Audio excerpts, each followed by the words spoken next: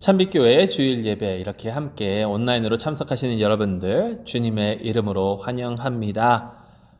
우리 몇 가지 광고 말씀 함께 나누고 예배 시작하도록 하겠습니다.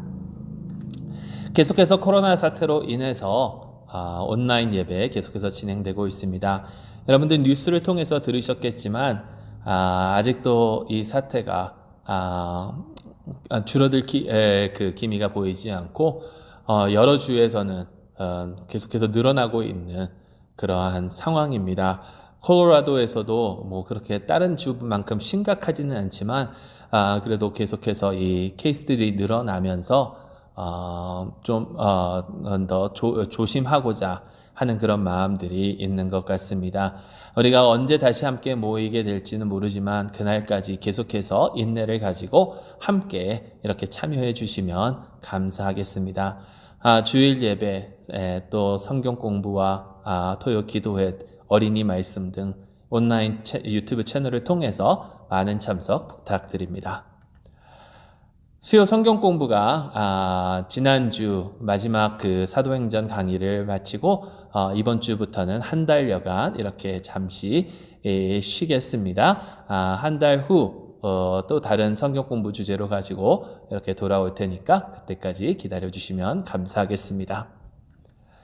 이번 주 화요일 저녁 7시에 정기 당회로 저희 모이게 됩니다. 당회원들 기억하여 주시고 온라인으로 모이니까 꼭 다 참석해 주시기 바랍니다.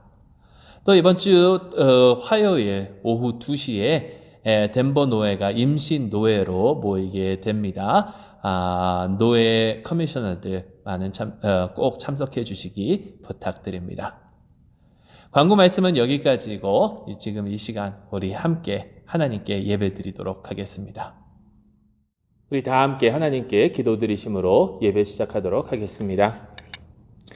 주의 성령이 내게 임하셨으니 이는 가난한 자에게 복음을, 포로된 자에게 자유를 전파하게 하려 하심이라.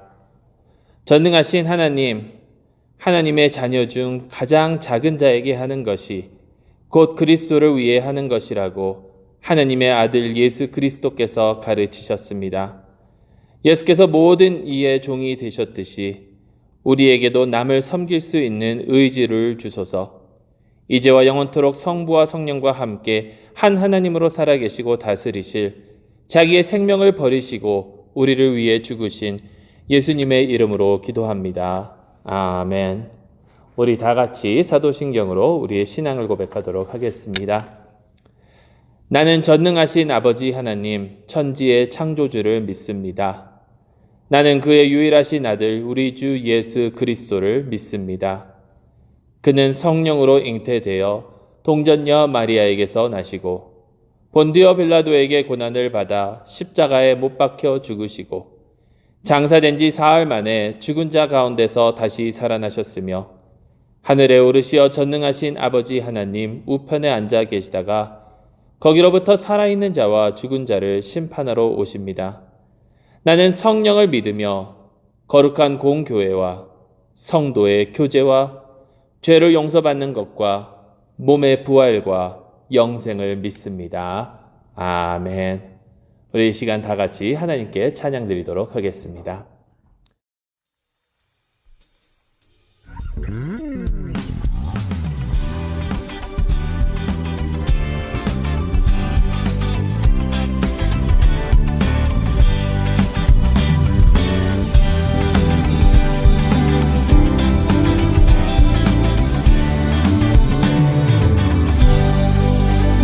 내가 매일 기쁘게 순례에게 행함은 주의 팔이 나를 안보함이요 내가 주의 큰 복을 받는 참된 비결은 주의 영이 함께함이라. 성령이 계시네 할렐루야 함께하시네 좁은 길을 걸으며 밤낮 기뻐하는 것 주의 영이 함께함이라.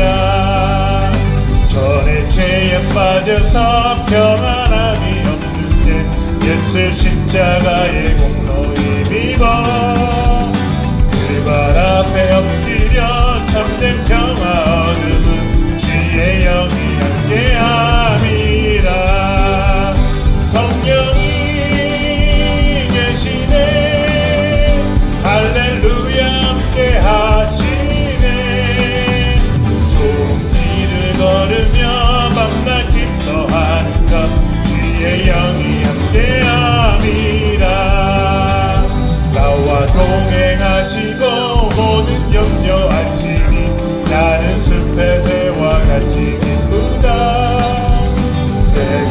기쁜 마음으로 주의 뜻을 행하면 주의 영이 함께하리라.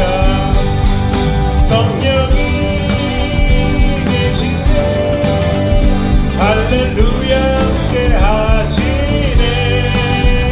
좋은 길을 걸으며 만나 기뻐하는 것 주의 영이 함께함이라. 세상 모든 정욕과 나의 모든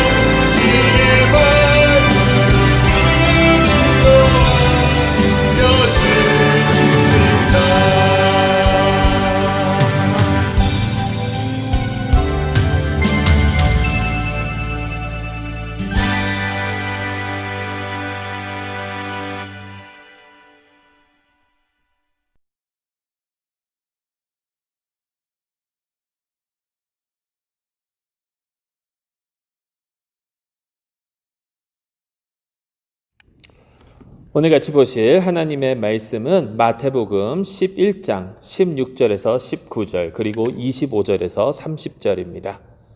제가 봉독하도록 하겠습니다. 이 세대를 무엇에 비유할까? 비유하건대 아이들이 장터에 앉아 제 동물을 불러 이르되 우리가 너희를 향하여 피리를 불어도 너희가 춤추지 않고 우리가 슬피 울어도 너희가 가슴을 치지 아니하였다 함과 같도다. 요한이 와서 먹지도 않고 마시지도 아니하매 그들이 말하기를 귀신이 들렸다 하더니 인자는 와서 먹고 마시매 말하기를 보라 먹기를 탐하고 포도주를 즐기는 사람이요 세리와 죄인의 친구로다 하니 지혜는 그 행한 일로 인하여 옳다함을 얻느니라. 그때 예수께서 대답하여 이르시되 천지의 주제이신 아버지여 이것을 지혜롭고 슬기 있는 자들에게는 숨기시고 어린 아이들에게는 나타내심을 감사하나이다. 옳소이다. 이렇게 된 것이 아버지의 뜻이니이다. 내 아버지께서 모든 것을 내게 주셨으니 아버지 외에는 아들을 아는 자가 없고 아들과 또 아들의 소원대로 계시를 받는 자 외에는 아버지를 아는 자가 없느니라. 수고하고 무거운 짐진 자들아 다 내게로 오라. 내가 너희를 쉬게 하리라.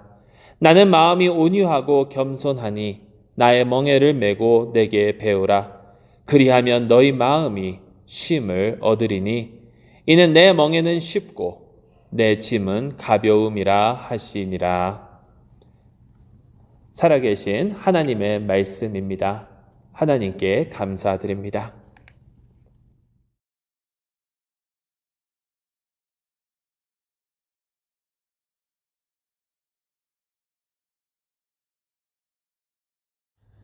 다 같이 기도드리고 하나님 말씀 함께 나누도록 하겠습니다. 사랑의 하나님 아버지 감사합니다. 오늘도 저희에게 주님의 말씀을 들을 수 있는 이 기회 주심을 너무나도 감사드립니다. 저에게 말씀하여 주시옵소서. 저희가 듣겠습니다. 예수 그리스도의 이름으로 기도드리옵나이다. 아멘. 얼마 전에 복음과 상황이라는 그러한 한국에 있는 잡지를 접하게 됐습니다. 거기에서 코스타 강사이시자 청년 상담가로 알려지신 정신실이라는 그런 분의 글을 접했는데요. 글의 내용은 닫힌 신앙과 종교 중독이라는 그 제목을 가지고 이렇게 글을 쓰셨더라고요. 조금 길기는 하지만 잠깐 그 글을 소개시켜 드리고자 합니다.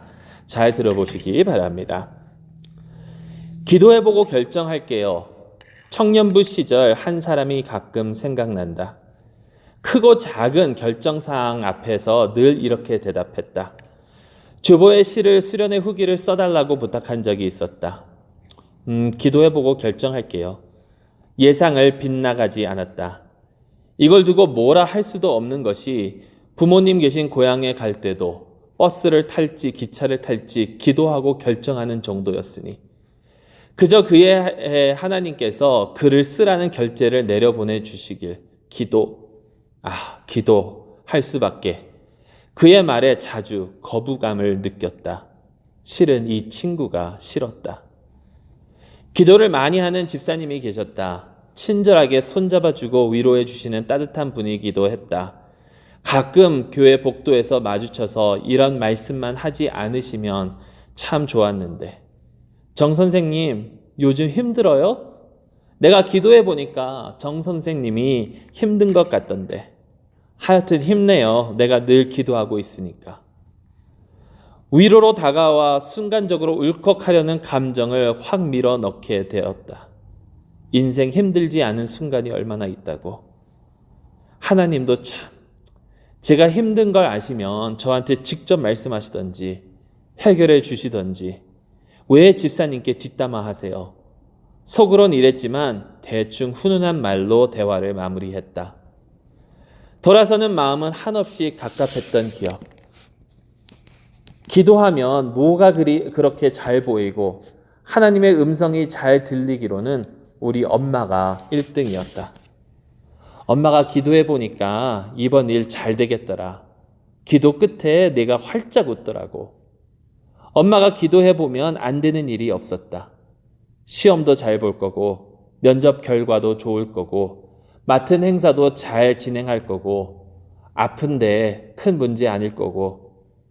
어쨌든 엄마의 기도는 힘이 되었다. 시험 기간에는 내 시간표에 맞춰 꼼짝하지 않고 내내 기도를 하셨다. 공부는 안 해도 엄마의 기도 때문에 든든했다. 문제는 엄마가 기도해 보니 너 그거 하나님이 기뻐하지 않으신다 라는 응답을 받을 때였다. 가령 엄마 마음에 차지 않는 남자친구를 만나고 다니다든지 할 때가 그런 경우였다. 기도라는 이름으로 이루어지는 욕망의 투사, 기도로 위장된 간섭과 통제, 기도라는 이름 뒤에 숨은 회피를 드러내는 예는 신앙생활에 허다하다. 이러한 형태를 간파하고 비판할 신학적 지식과 판단력이 내게 없지도 않다. 기도에 관한 읽은 무수한 책들이 내 편인 듯 무엇인가 찜찜한 느낌은 사라지지 않는다. 어쩌자고 저 기억들은 짧게는 10여 년, 길게는 30여 년 가까운 세월이 지났는데도 선명하게 남아있다. 무엇보다 나를 견딜 수 없게 만드는 것은 그 청년, 그 집사님, 우리 엄마 앞에 섰을 때의 벽이었다. 출구를 찾을 수 없는 벽으로 둘러싸인 느낌. 그 벽의 이름이 인간의 성스러운 행위인 기도라는 것이 무엇보다 큰 좌절이었다. 위에 세 사람, 기도에 특히 열정을 가진 이들이 내게 벽으로 느껴진 이유는 모든 대화가 기도나 하나님으로 환원되는 것이었다. 도통 대화의 주제, 문제의 핵심에 다다를 수가 없었다. 배우자나 아이의 신앙 성장을 위해 기도하는데, 열심히 기도하는데 그들의 신앙이 성장하기는커녕 관계만 더 나빠진다면 종교 중독 증상을 의심해 봐야 한다. 기도할수록, 신앙생활에 열심을 낼수록 배제하고 배척할 대상이 많아진다면 그것도 마찬가지이다. 종교적 행위를 강박적으로 지키고 그것만이 옳다는 확신 속에 그렇지 못한 사람들을 닥달하고 통제하고 있다면 거의 확실하다.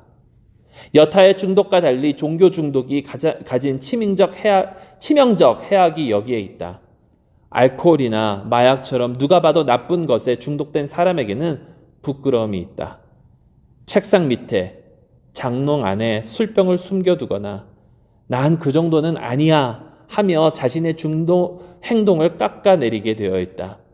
하지만 종교 중독의 행위들은 곧바로 종교적 자부심이 된다.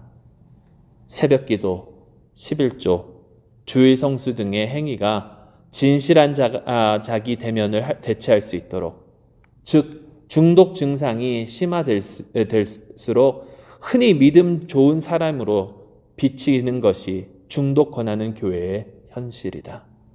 청년부 시절 그 친구, 교회 복도에서 만나는 집사님, 엄마가 내가 기도해 보니까 라며 치고 들어오면 반격할 수도 없었던 이유이기도 하다.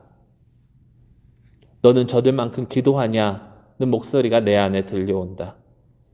기도와 말씀 생활에 할애하는 절대 시간을 비교하면 나는 작아지고 만다.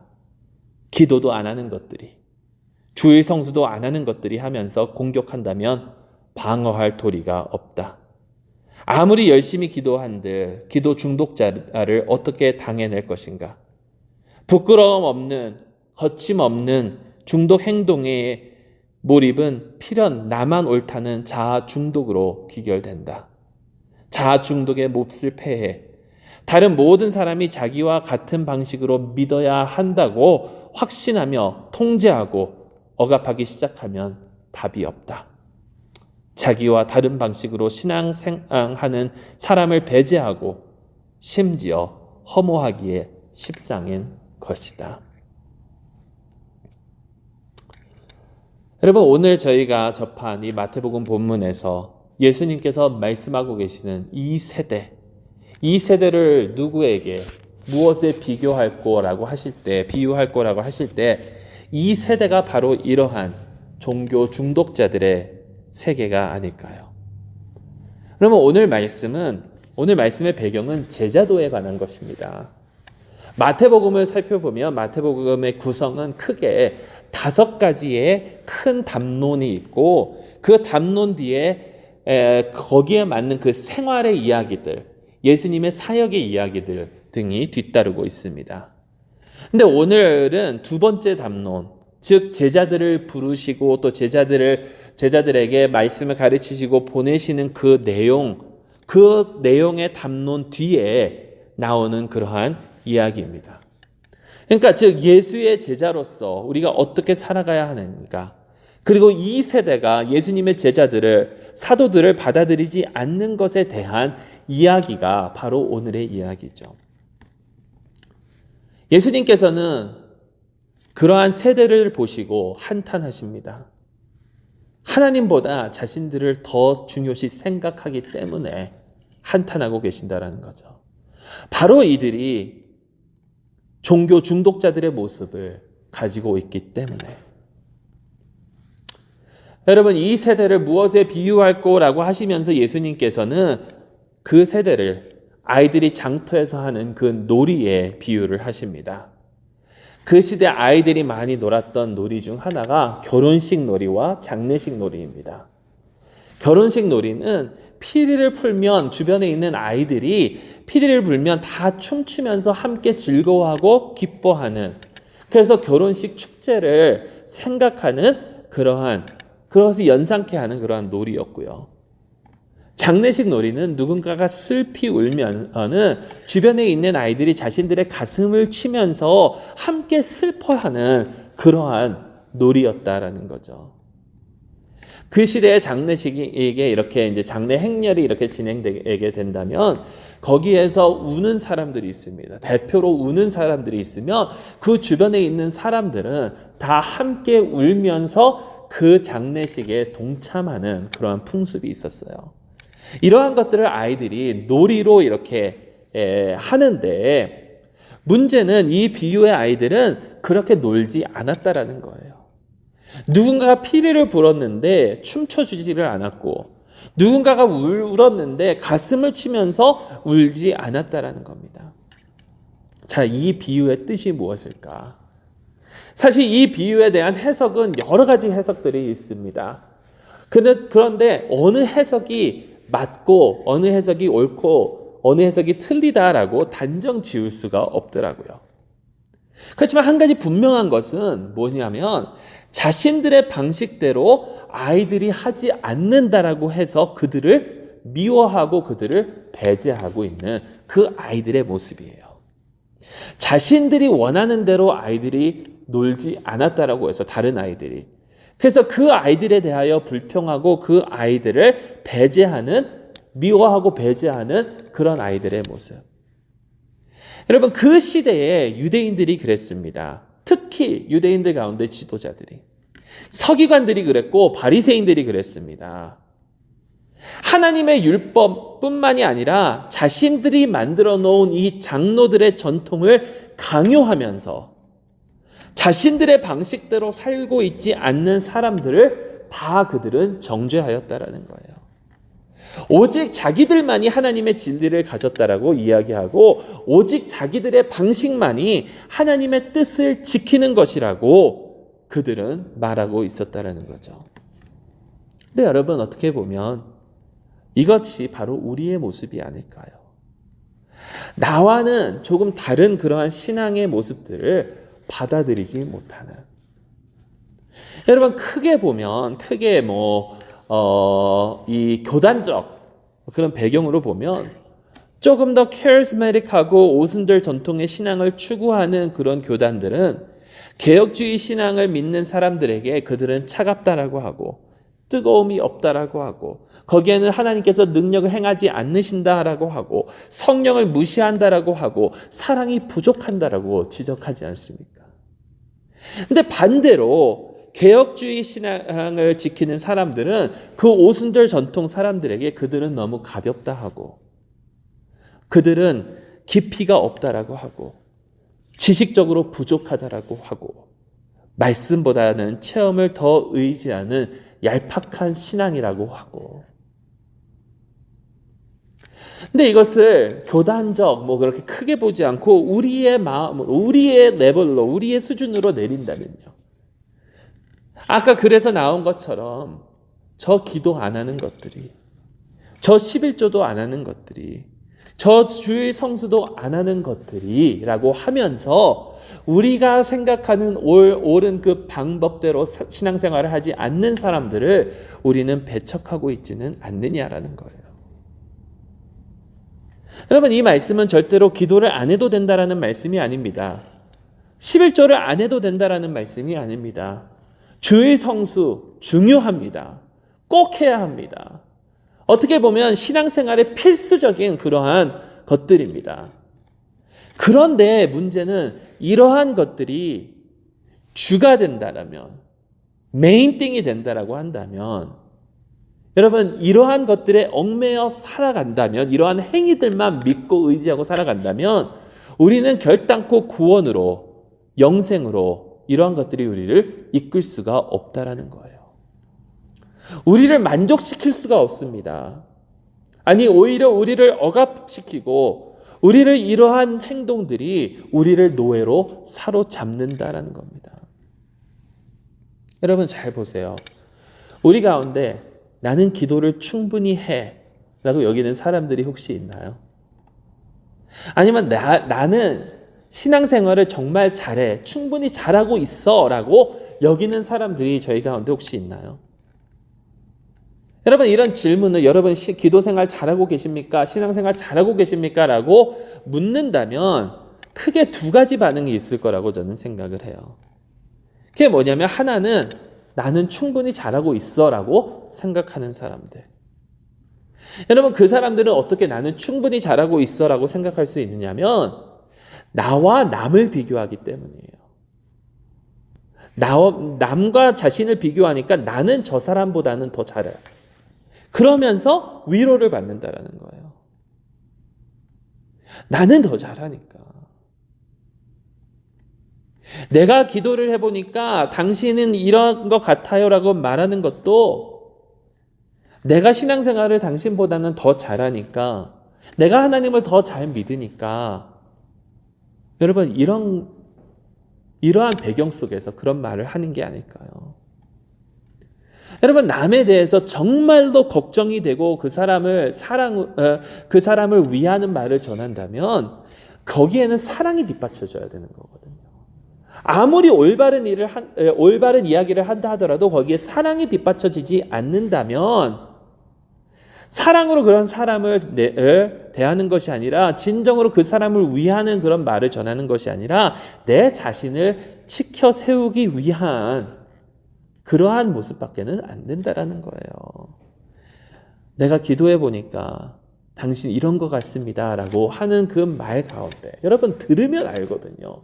저 사람이 정말 나를 위해서 하는 건지 아니면 자기 자신을 내세우려고 하는 건지. 근데 그런 사람이 있는가 하면 아마 대부분은 이럴 것 같아요. 나는 충분히 못하고 있다라고 생각할 것 같아요. 여러분, 이런 사람들은 어떻습니까? 신앙생활 잘하고 있습니까? 믿음생활 잘하고 있습니까? 라고 했었을 때 나는 충분히 하지 못해 라고 믿는 그런 사람들이라면요, 이런 사람들은 어떻게 하냐면 그 부족함을 느끼지 않으려고 더 합니다. 더 해요. 느끼지 않기 위해서 기도하고 교회 봉사하고 헌신하고 하고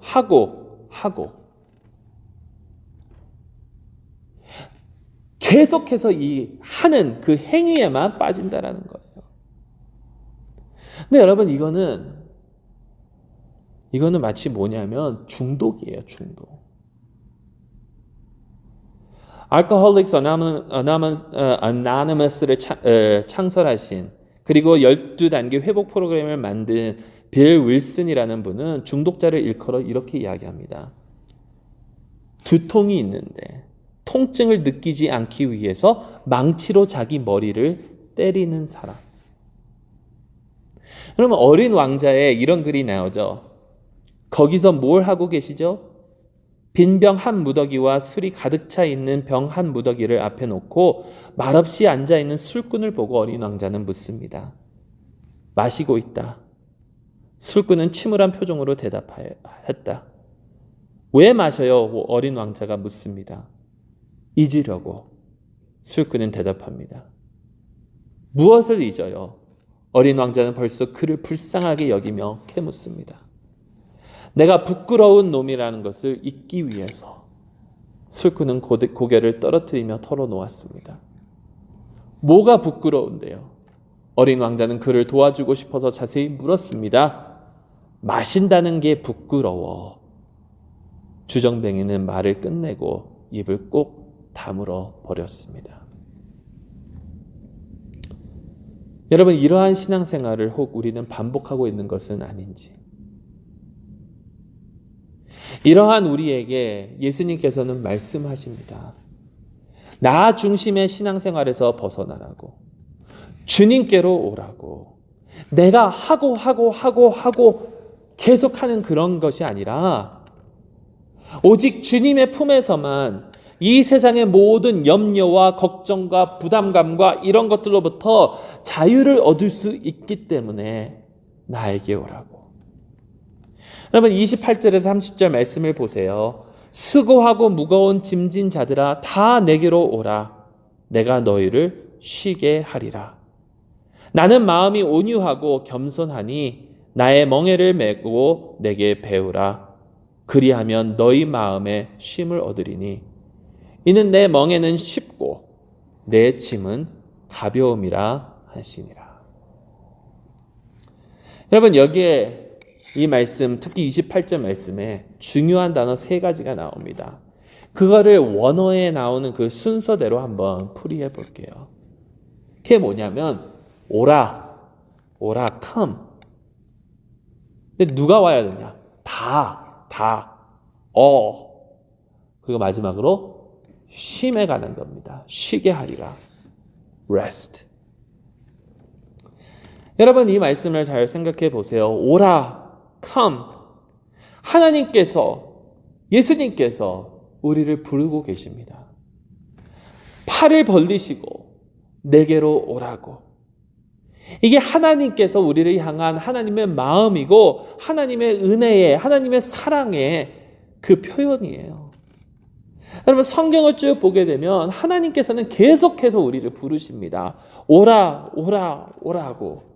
근데 언제까지 부르시냐면 성경 마지막 부분까지, 요한계시록 22장 그 마지막 장까지 부르시는데, 요한계시록 22장 17절 말씀을 한번 들어보세요. 성령과 신부가 말씀하시기를 오라 하시는도다. 듣는 자도 오라 할 것이요, 목마른 자도 올 것이요, 또 원하는 자는 값없이 생명수를 받으라 하시더라. 여러분 주님께로 오셔야 합니다. 우리가 그 힘든 과정 속에 있는데, 우리가 좀 올바르게 살아보려고 몸부림치는 그 가운데, 우리가 죄는 많지만, 오늘 저에게 주신 그 다른 말씀 로마서 7장 말씀을 보게 되면 내가 정말 죄를 짓지 않고 살아가려고 하는데 계속 죄를 짓는다라는 그 말씀이거든요. 우리의 죄가 많지만, 우리가 부족하지만 주님께서는 우리를 오라고 부르시고 있다라는 거예요. 근데 예수님께서 누구를 부르시냐면 다 부르십니다. 어떤 사람들만이 아닙니다. 어떤 기준을 통과한 자들만이 아닙니다. 얼만큼 거룩하고 얼만큼 신실한 자들이 아니라 다 부르시는 거예요. 다. 스스로 원하지 않는 그러한 죄를 계속 짓는 사람들, 우리 마음속에 상처가 있는 사람들, 두려움 속에 살아가는 사람들, 의심이 드는 사람들, 이 세상에 무거운 멍에를 짊어지고 무거운 짐을 지고 있는 사람, 메고 있는 사람들 다 예수님께서는 사랑하시고 우리를 부르신다라는 거예요. 모두 다, 여러분과 저 다. 그러면서 이들을 다 불러주셔서 예수님께서 약속하시는 것이 있는데, 그게 뭐냐면 쉼이에요. 안식이에요. 주님께로 오는 자들은 다 쉬게 하실 거라고 말씀하고 계십니다.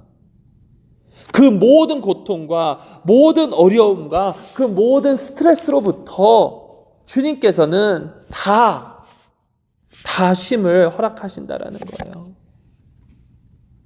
여러분, 예수님께서는 사랑과 자비가 충만하신 분이십니다.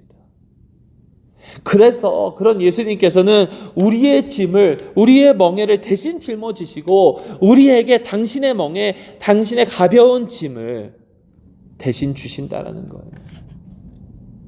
우리를 고통스럽게 하는 그 모든 것들로부터 주님께서는 승리하시고 우리를 자유케 하여 주신다라는 거예요. 그러니까 쉬라, 안식하라. 주님께서 우리를 사랑하시니 와서 쉬라고 말씀하고 계신다라는 거죠. 오직 주님 안에 참된 안식이 있으니, 자기들만의 그러한 계획대로, 자기들만의 그러한 방식대로, 자기들만의 그러한 종교적인 그러한 중독에 빠져 살아가고 있는 우리에게 예수님께서는 내게 오라, 나에게 참된 평화가 있고 참된 길이 있다라고 말씀하고 계신다라는 겁니다. 여러분, 예수님께서는 저에게 참된 안식을 주시는 분이세요.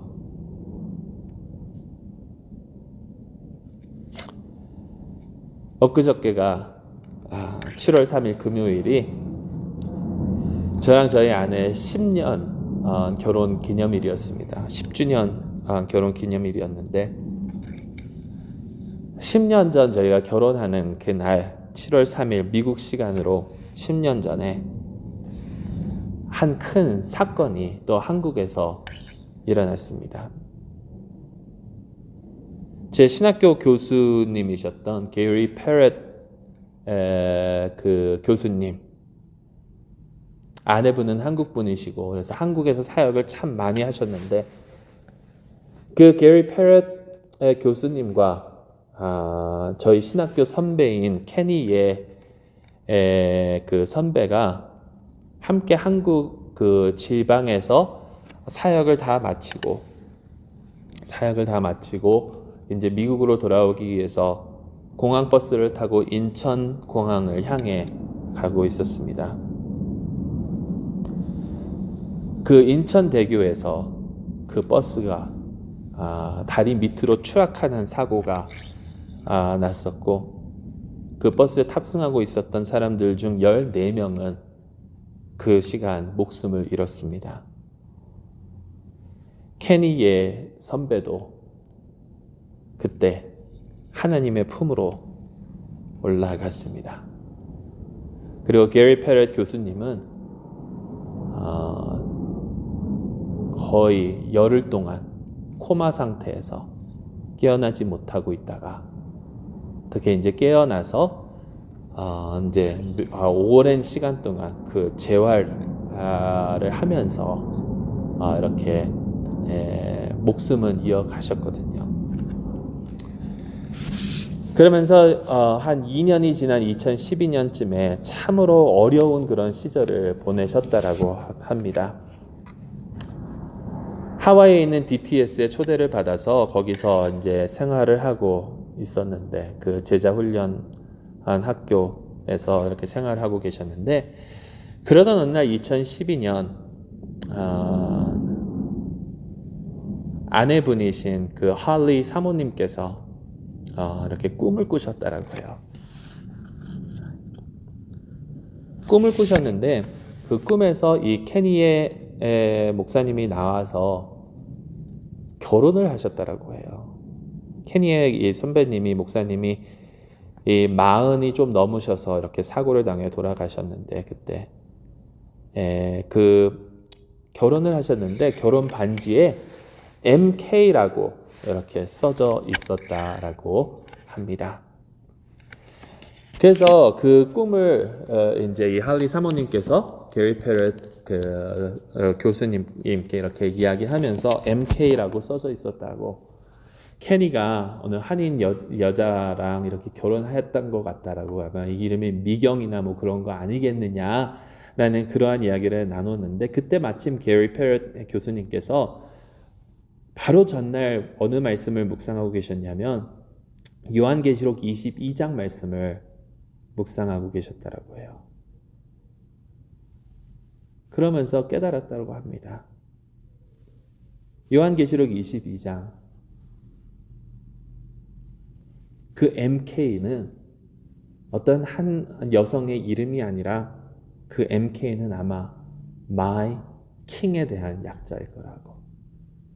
하나님께서, 예수님께서, 나의 왕이신 예수님께서 그를 받아주셔서 영원한 안식을 누릴 수 있도록 해 주신 것이 아닐까.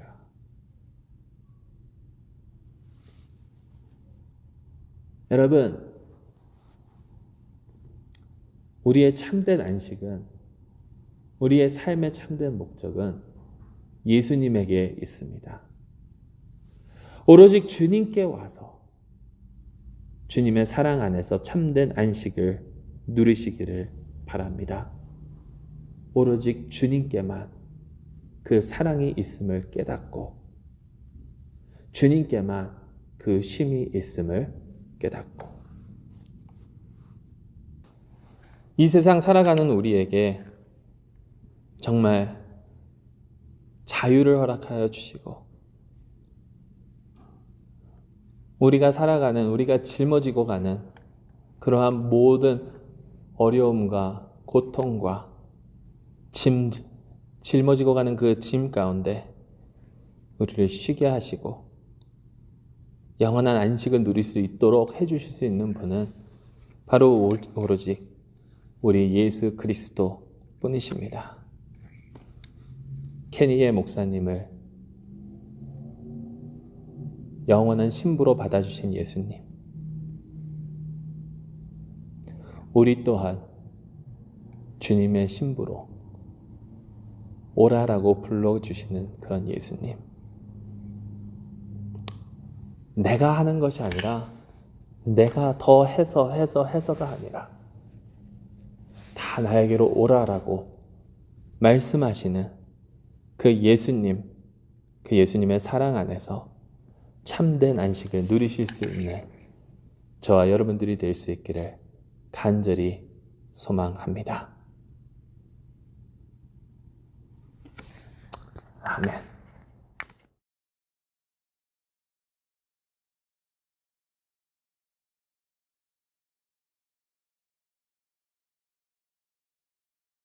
지금 계속해서 기도하는 시간 갖도록 하겠습니다. 우리 함께 기도하실 때에 오늘은 아까 그 말씀드렸던 게리 페럿 목사님께서, 교수님께서 그 케니의 그 꿈과 그 요한계시록 22장 말씀을 묵상하시고 난 후에 원래 전에 쓰셨던 그 찬송가를 개사하신 그 찬송가가 있습니다. 오늘은 이 찬송가를 우리의 설교의 마무리 기도로 또 우리가 함께 드리는 이 기도를 이 찬송가로 대신하도록 하겠습니다. 생명의 강이라는 그 찬송가입니다. 함께 기도하십니다. 제가 그냥 번역한 것입니다. 강이 흐르네 할렐루야, 강이 흐르네 할렐루야, 강이 흐르네 할렐루야. 나는 생명의 강에 와서 강가에 나의 집을 짓네. 강에서 매일 힘을 얻고 생명을 마시며 감사를 드리네. 나는 생명의 강으로 오네. 와서 채워지네. 하늘에 있는 아버지의 보좌로부터 그리고 돌아가신 어린 양을 통해 우리는 생명의 강으로부터 마시네. 영으로 채워짐을 받은 주의 신부. 우리는 생명의 강으로 오네. 와서 채워지네. 강가에서 큰 나무는 자라고 많은 열매를 맺네. 만국의 상처가 치유를 받네. 그곳에서 자라는 건강한 잎들을 통해 우리는 하나님을 대면하네. 그의 이름 우리 이마에 새겼네. 강가의 도시가 오네. 거룩한 새 예루살렘. 그의 능력을 통해 만민들이 치유를 받네. 그들을 위한 생명의 물. 모두가 생명의 강으로 오네. 와서 치유를 받네. 생명의 강에 귀를 기울이네. 흐르는 물이 노래를 하네.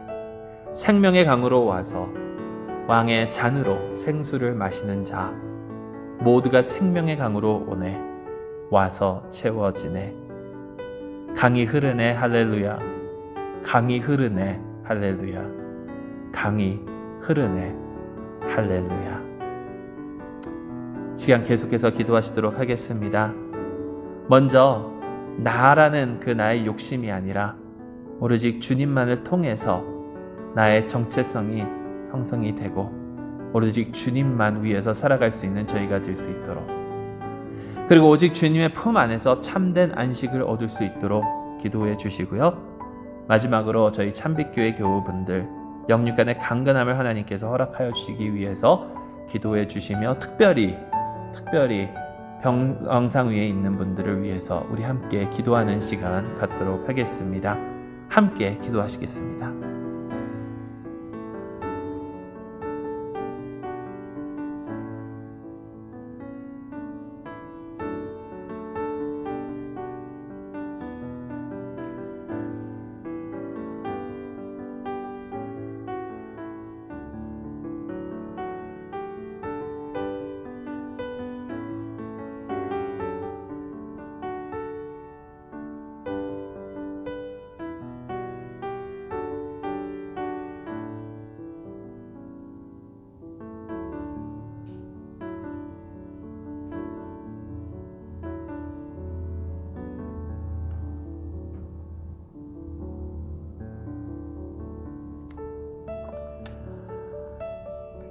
사랑의 하나님 아버지, 저희의 기도를 들어주시고 저희가 주님의 품 안에서 참된 안식을 얻을 수 있도록 저희의 생각과 저희의 마음과 저희의 몸을 주님께서 움직여 주시고 주님께서 부르시는 그 소리에 응답할 수 있는 믿음 허락하여 주시옵소서. 예수 그리스도의 이름으로 기도드리옵나이다. 아멘. 우리 다 같이 이 시간 마지막 찬송가 50장 하나님께 불러드리도록 할 텐데요. 내게 있는 모든 것을, 우리가 보통 이 찬송가를 헌금송으로만 아는데 사실 헌금송이라기보다는 우리의 모든 것 전부를 하나님께 헌신하는, 하나님께 순종하고 복종하는 그러한 고백이 될 수 있기를 간절히 소망합니다. 찬송가 50장 내게 있는 모든 것을 함께 부르십니다.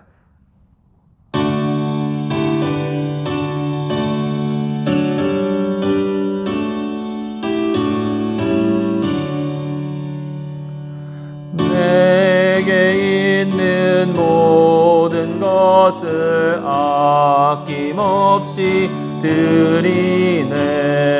사랑하고 의지하며 주만 따라 살리라.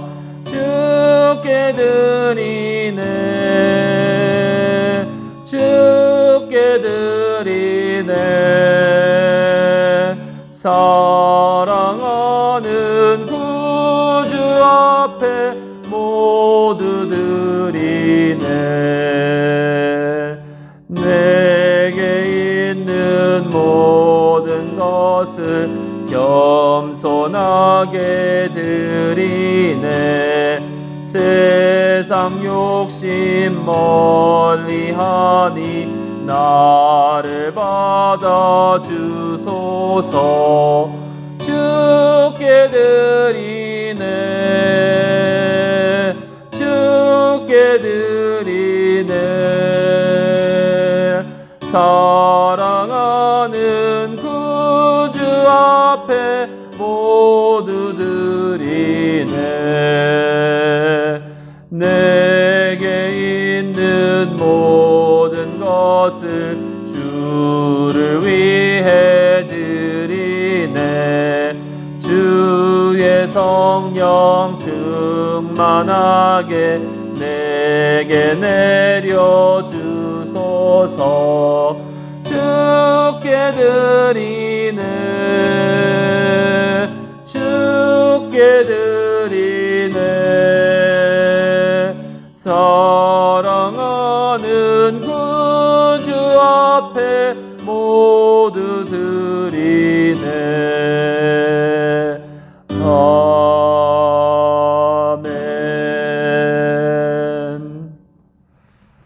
이제는 우리 주 예수 그리스도의 은혜와 아버지 하나님의 크시고 놀라우신 사랑과 성령 하나님의 감화 감동하시고 교통하심이 나의 욕심을 버리고 나의 행위들을 다 버리고 오로지 주님의 품 안에서만 발견되기를 소망하는 주님의 백성들 머리 위에, 그래서 주님께서 주시는 그 영원한 안식을 누리기를 소망하는 주님의 백성들 머리 위에 이제로부터 영원토록 함께 하시기를 간절히 축원하옵나이다.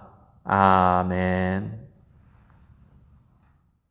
어느 날 문득 당신이 찾아오 푸르른 저 숲속에 평온하게 쉴 수 있는 곳을 찾아 당신이 지나온 언제나 낯설게 느껴 그 어디에도 평화 없네, 참 평화 없네. 그렇지만 당신의 앞에 펼쳐진 주님의 숲에 지친 당신이 찾아온다면 숲은 두 팔을 벌려 그렇게도 힘들어했던 당신